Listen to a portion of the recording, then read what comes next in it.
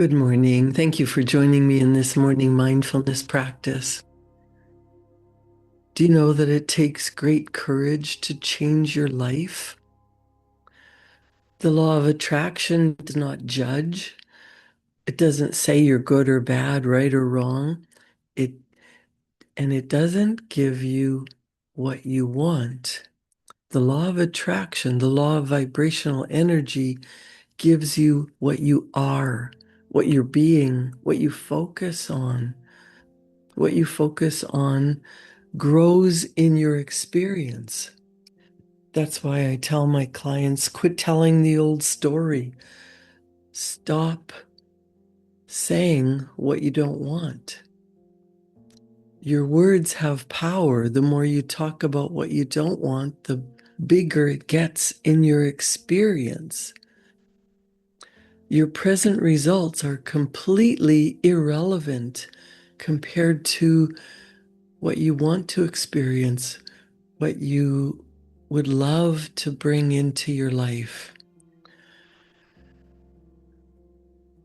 And stop comparing your results to the results of other people. You must accept responsibility for your current results. Once you accept that you are responsible for every good that has happened to you, and you are responsible for every bad that has happened to you, that means you can change it. When you accept responsibility, you can create your heart's desire, the beautiful picture that you would love to have be your life. Whatever it is that you really want is waiting for you. What you want wants you. And as you expect that you really can have what you really want,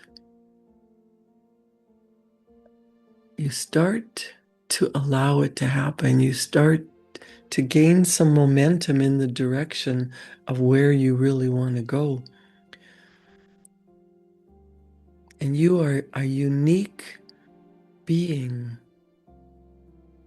You can't imitate someone else's passion.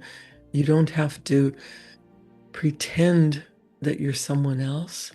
But as you change, as you shift your personality change, your personal reality changes as you start to shift some of your old beliefs, the way you talk to yourself. Instead of saying, that's just the way it is, that's the way I've always been. Yeah, the way you've always been is what you've always gotten. And you said you don't want that anymore. So consider this. Apathy is the friend of the average and the enemy of true wealth. And when I say wealth, I'm not talking about money. I'm talking about, what do you want? You want to experience more love, more joy, more peace. Then you have to let go of the chaos, of the anger, the resentment, the jealousy, the looking for what's going wrong and focusing in the direction of what you don't want. That takes practice, that takes visualization. We often use our imagination against ourselves. But if you implement the principles and strategies that I learned from Bob Proctor that are available to anyone, your life can be the beautiful dream that you imagine. And maybe you've put away your imagination and you don't even dream anymore. But when you start to decide, what do you want? It takes practicing forgiveness, letting go of the old negative emotions that have caused you to feel bad, feel that you're not worthy, feel stuck. Those are your old paradigms fighting to keep you in a place that you don't want to be. How do we get out of that? By practicing unconditional gratitude, practicing forgiveness. You are completely free to choose a new and exciting path, but you have to decide, where are you going? There's going to be days that it feels that you're in a dark valley, that you are steeped in negativity. When you change your perspective, that allows you to reduce the size of your problems. What if, when you're having a bad day, a dark time, you just imagine that you're in the middle of the forest while you're climbing the mountain to the goal that you want to reach, and you've just gone around the corner. You're on the dark side of the mountain. You're currently in the valley. You're not going to stay there. You keep walking. You keep walking towards the sunlight. You keep walking so that you get around the other side of the mountain and see that beautiful summit, the place where you are going, and practice.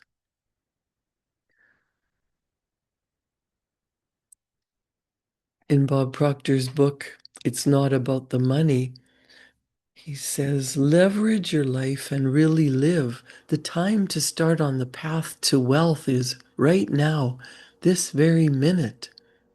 You don't have to know everything, and you don't need a perfect plan. Everyone wants to know how to escape from his or her own prison of perception. We all want to set out on the path to freedom. You may feel like you are imprisoned behind solid steel bars, but the truth is that the door to your personal jail cell is not locked. It never was. Nothing binds you to the results you've had and are currently having, but the chains in your own mind. You are completely free to choose a new and exciting path. Now, whether it's enough money to get out of debt and start enjoying life, or creating abundance in loving relationships, doing purposeful work. Do you ever just sit quietly and ask yourself, if I could do or be or have anything? The universe is infinite, it's wide open.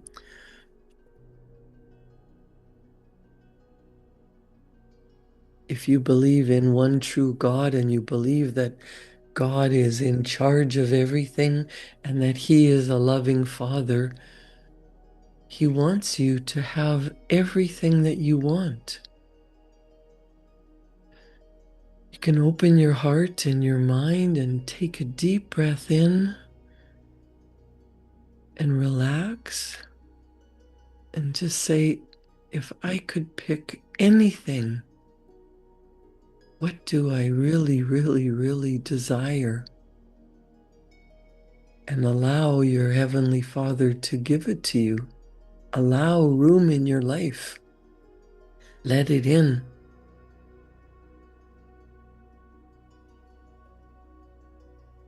If it's money that you want, Bob Proctor says, once you start creating your own stream of income and allowing money to flow through your life, you will find that you can increase this flow by getting help from others.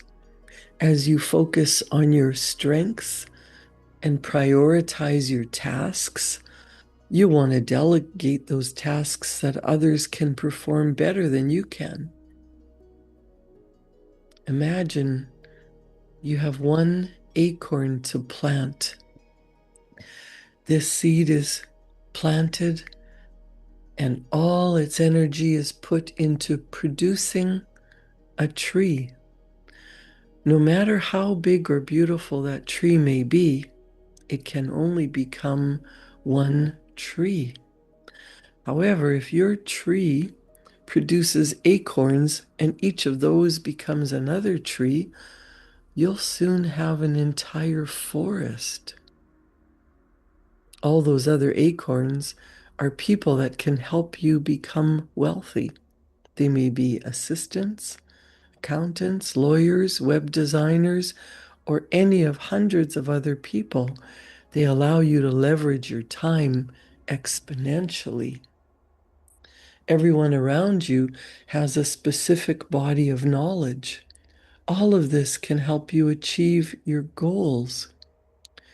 Creating trust through relationships allows you to gain access to their knowledge and produces a mutually beneficial arrangement.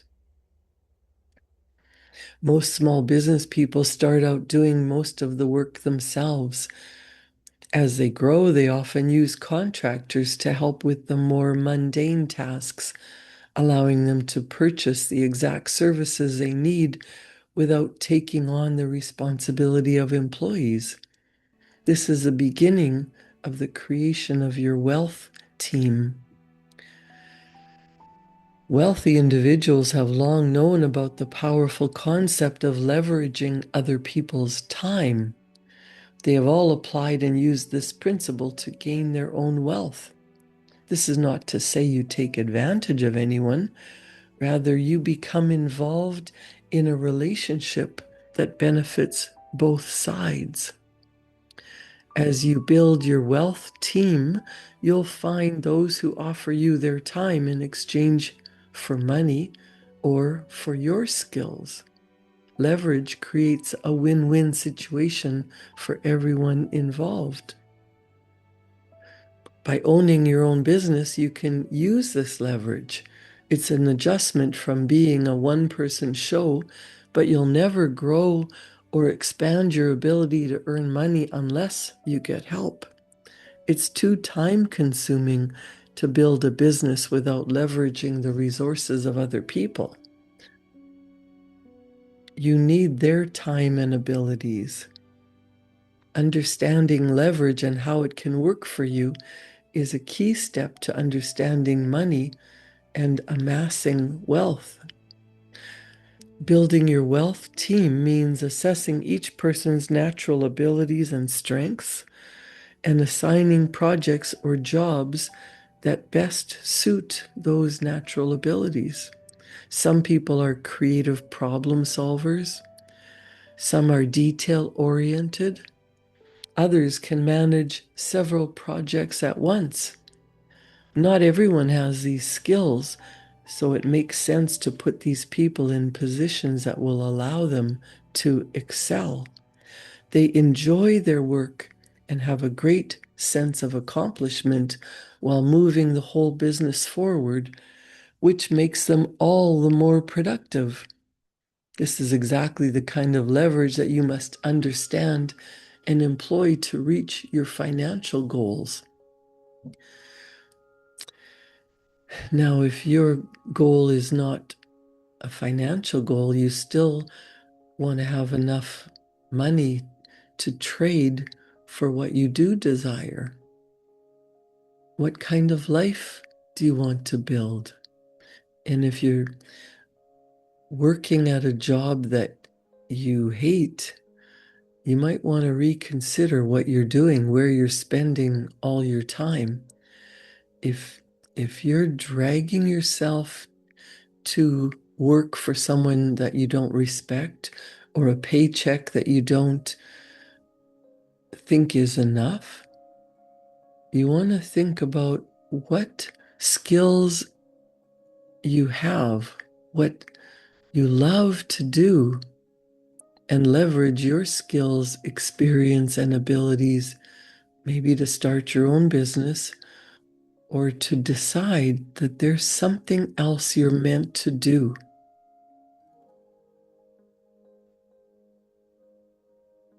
And if you love making music instead of your old message that musicians are poor and they're on the road all the time, maybe you change your perception and decide you can have money flowing in while you're making the music that you love because so many people enjoy what you're doing and they want to pay you for your skills.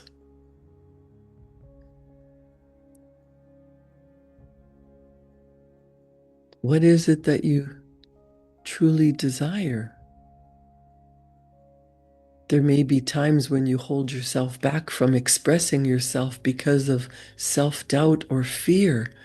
This is very common, especially if you're starting a new business or you're working in an unfamiliar area. Bob Proctor says, I know plenty of people who seem to become mute when they meet with their accountant. They are so unfamiliar with tax laws that they're afraid to ask questions for fear of showing their ignorance. Effective communication means finding the courage to speak up, even if you might sound foolish or repeat information that the listener may already know.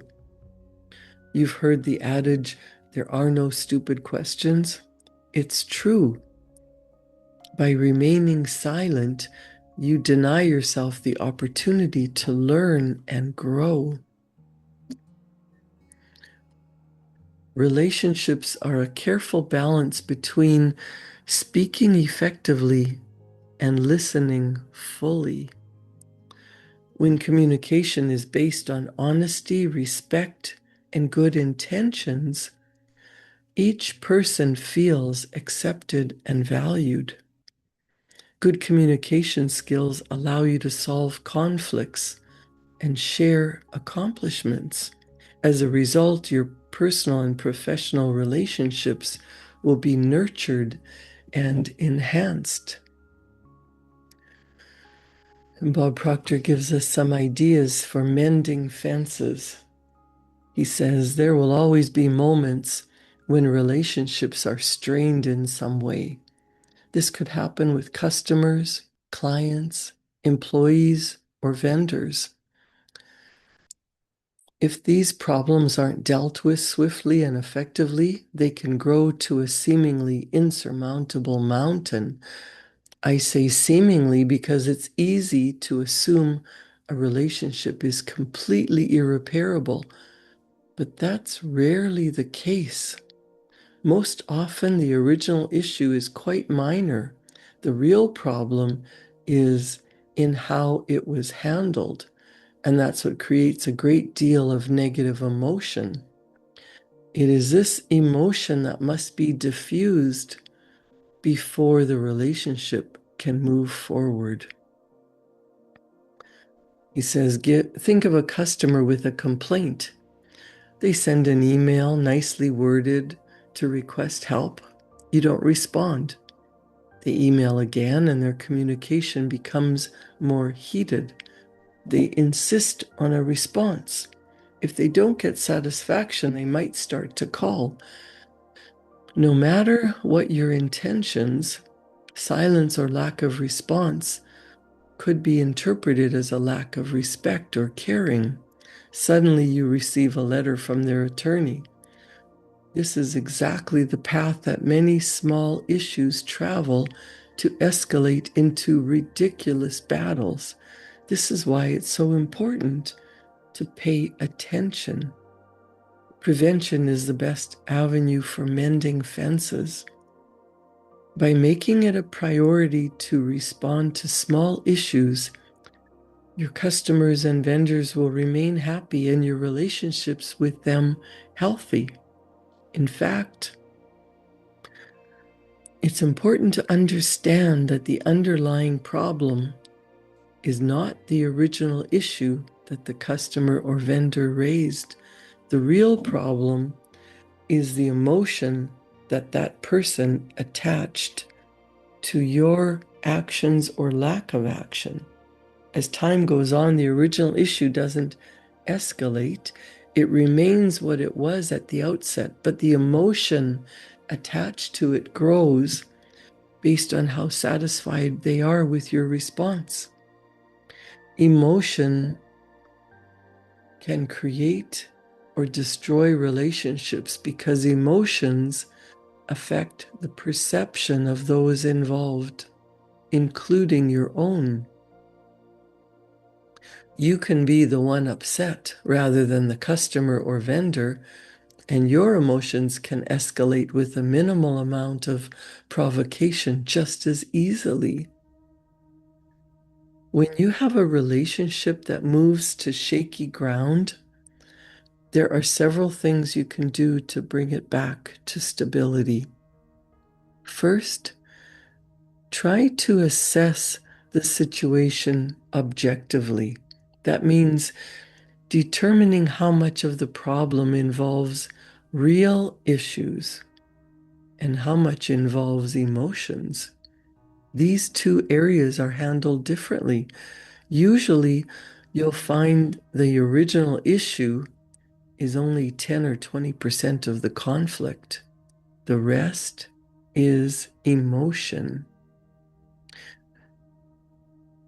When dealing with emotions, whether yours or someone else's, it's important to understand that we all have different triggers. Often these triggers come from experiences or beliefs we formed in our own minds. This produces differences in expectation levels. Often the basis for a misunderstanding is the difference in expectation levels. No matter what the exact nature of these beliefs, this is not the time to assess blame. The important part is that the relationship must be repaired. In order for this to happen, you have to be willing to make the first move. This can be hard. We can be proud and stubborn. Our egos get in the way, especially if we think we're right.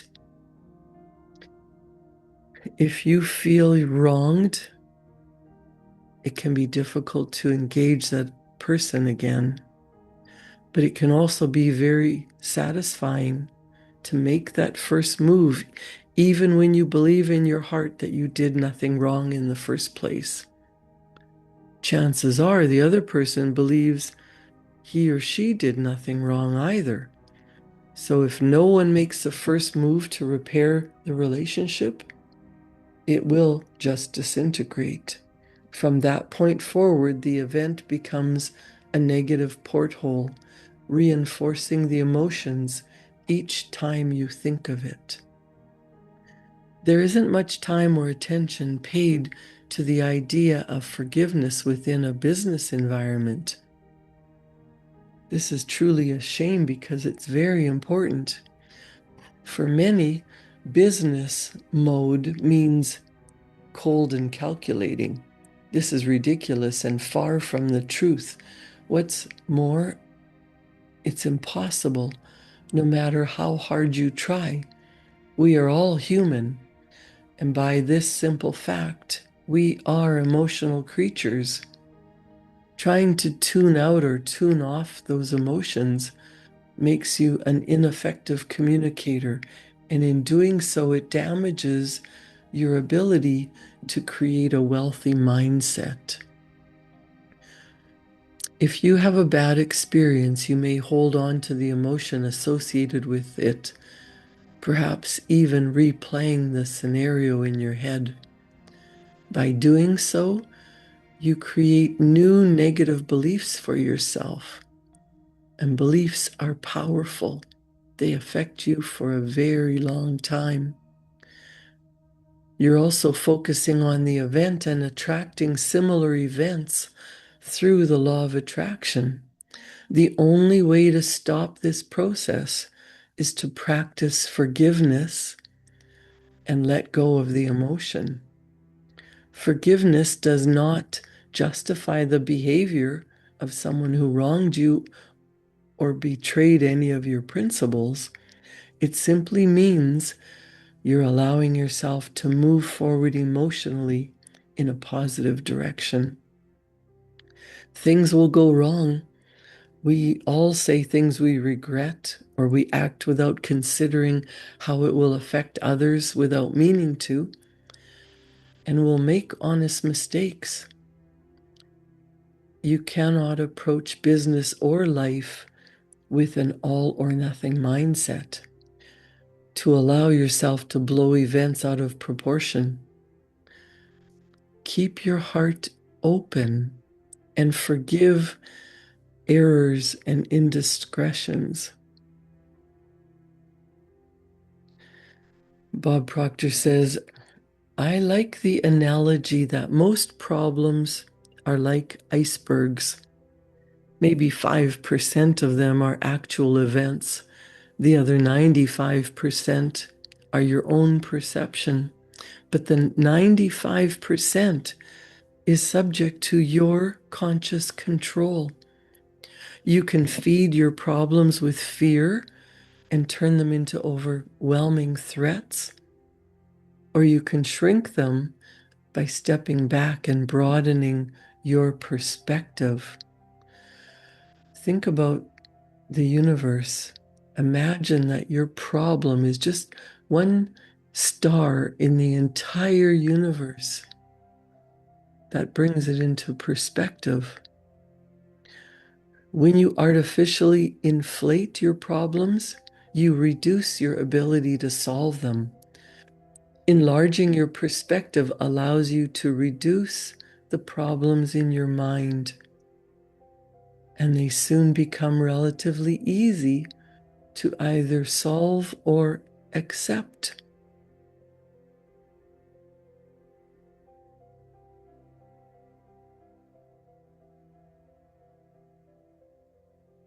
Developing a deep and abiding sense of gratitude that is separate from any circumstance or situation is the only way that you'll attract a wealthy mindset. This type of gratitude for things like life and creation as a whole, it encompasses everything that you might experience, good or bad. When you have a deep and emotional sense of gratitude, you'll perceive every event as an opportunity for growth, and this will enhance your ability to attract whatever it is that you desire. This type of gratitude is not a temporary activity. Gratitude becomes embedded in your subconscious. It becomes part of who you are and how you function. If your gratitude is dependent on those things in life that are material and fleeting, like your possessions, your business, or your income, then your mindset doesn't change. When your gratitude is centered in the permanent and ever-present, it becomes a permanent and ever-present part of you. The easiest way to recognize this change is to notice how you express gratitude. Instead of listing the things that you're grateful for, write one sentence on your list. I am grateful. You're not grateful for anything in particular. You're simply grateful for everything, period. I am grateful. Hold that gratitude in your heart, and you will create a wonderful day. Thank you for joining me in this morning mindfulness practice. Practice gratitude and forgiveness, and your life will never be the same. Enjoy your day, and I'll see you back here tomorrow morning at 7. Thank you.